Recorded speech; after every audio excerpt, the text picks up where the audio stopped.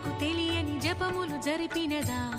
మురళీ సఖీ వెనుకటి బ్రతుకున చేసిన పుణ్యమిదా